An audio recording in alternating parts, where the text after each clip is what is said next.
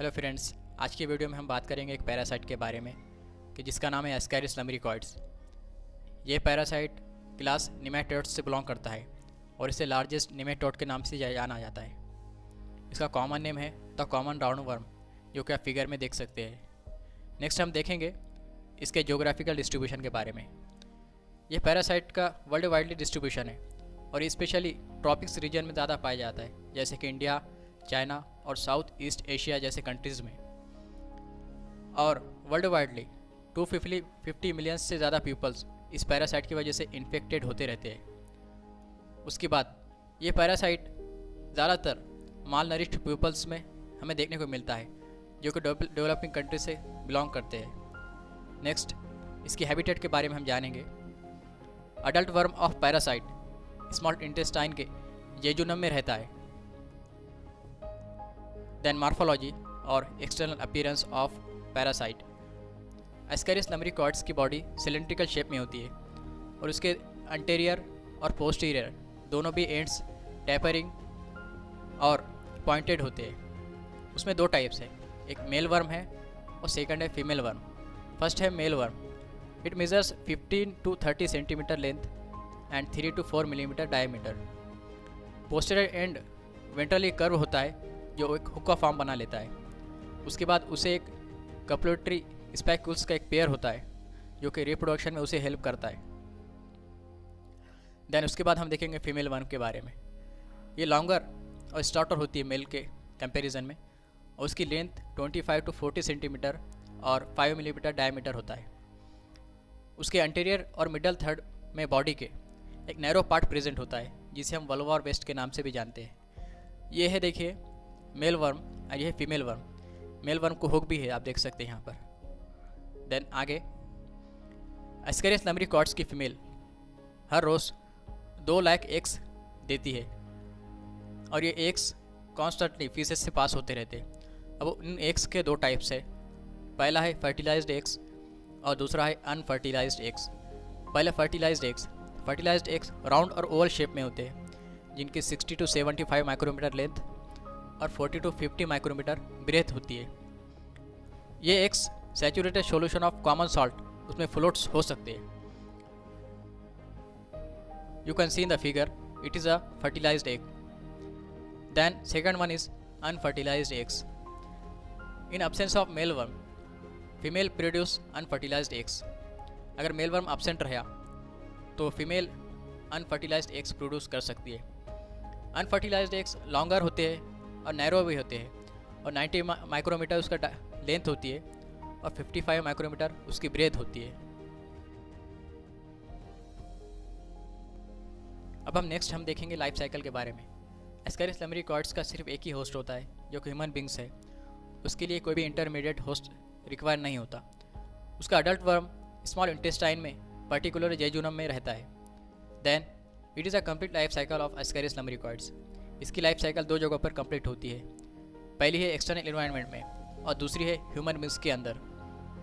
पहले जो external environment में हम देखेंगे कि जब इन्फेक्टेड पेशेंट जब फीसेस पास करता है तो उसके साथ एग्स भी बाहर आ जाते हैं। उस एग्स के दो टाइप्स है, फर्टिलाइज्ड एग्स है और दूसरे अनफर्टिलाइज्ड एग्स। जो फर्टिलाइज्ड एग्स होते हैं वो इमीडिएटली ह्यूमन बींग्स के लिए इन्फेक्टेड नहीं होते। उसे इन्फेक्टिव फॉर्म एक्वायर करने के लिए, रैबिडिटी फॉर्म लार्वा तक कन्वर्ट होने के लिए उसे समय लगता है। उसके लिए फर्टिलाइज्ड एग्स पहले 2 सेल स्टेज में कन्वर्ट होते हैं, फिर वहाँ से उसका एडवांस क्लीवेज होता है, फिर वहाँ से जाकर वो रैबिडिटी फॉर्म लार्वा में कन्वर्ट हो जाता है। और यही रैबिडिटी फॉर्म लार्वा ह्यूमन के लिए इन्फेक्टिव फॉर्म होता है। ये लार्वा 10 to 40 डेज में अपनी फर्स्ट मॉल्टिंग कंप्लीट करता है। ये स्टेज कंप्लीट हो गई है एक्सटर्नल इन्वायरमेंट की। अब बॉडी के अंदर की हम स्टेज देखेंगे।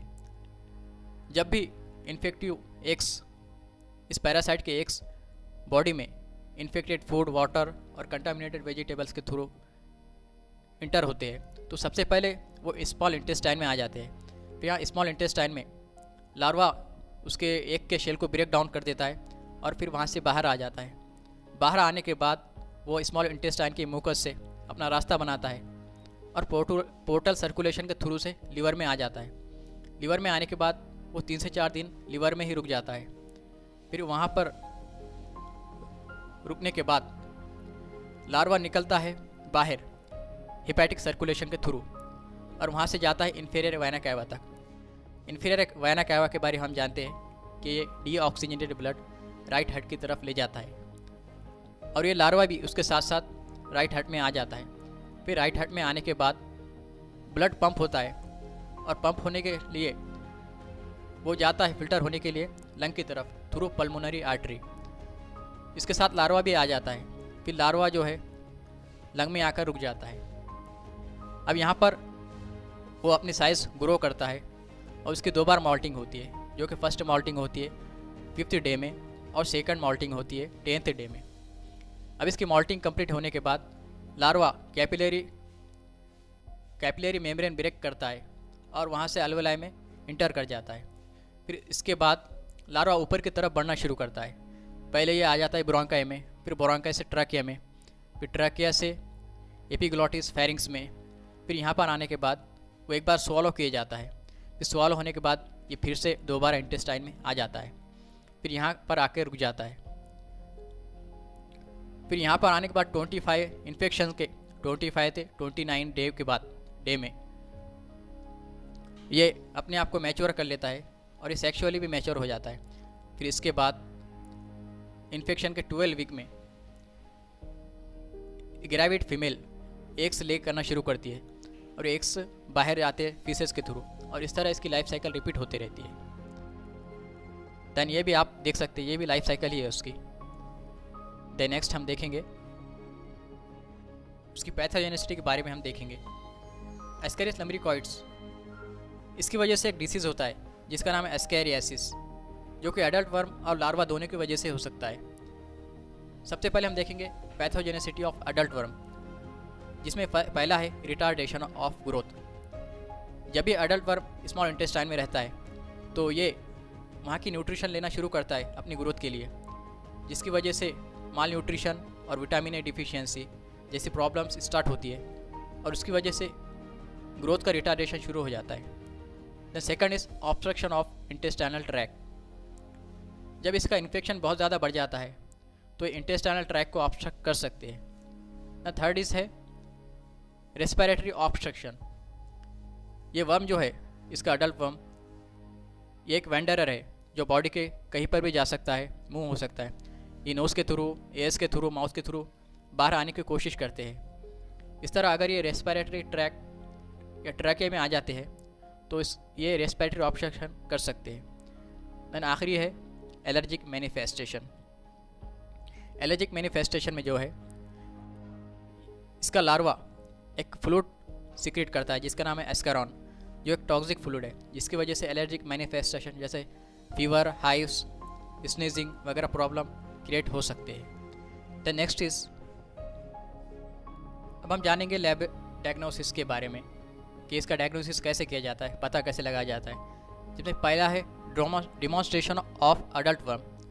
अडल्ट वर्म एनस से, माउथ से, नोज से और कभी कभी एयर से पास होते रहते हैं। तो बेरियम मिल नाम की एक टेक्निक है जिसके थ्रू से हम अडल्ट वर्म के बारे में पता लगा सकते हैं। दूसरा है डिमॉन्स्ट्रेशन ऑफ लार्वा। लार्वा अगर माइग्रेशन के स्टेट में होता है तो ये स्पुटम तक आ जाता है और अगर स्पुटम के एनालिसिस किया जाए तो हम इसका भी पता लगा जा सकते हैं। तीसरा है डिमॉन्स्ट्रेशन ऑफ एग्स। फीसेस में, फीसेस के एग्जामिनेशन के थ्रू हम इसका पता लगा सकते हैं। दैन इयोसिनोफिलिया, ये कंडीशन एस्केरियासिस में कॉमनली होती है। देन हम देखेंगे ट्रीटमेंट के बारे में। पैरेंटल पैमेट, मेबेंडाजोल और अल्बेंडाजोल ये बेस्ट मेडिकेशन है इसके ट्रीटमेंट के लिए। Thank you for watching the video.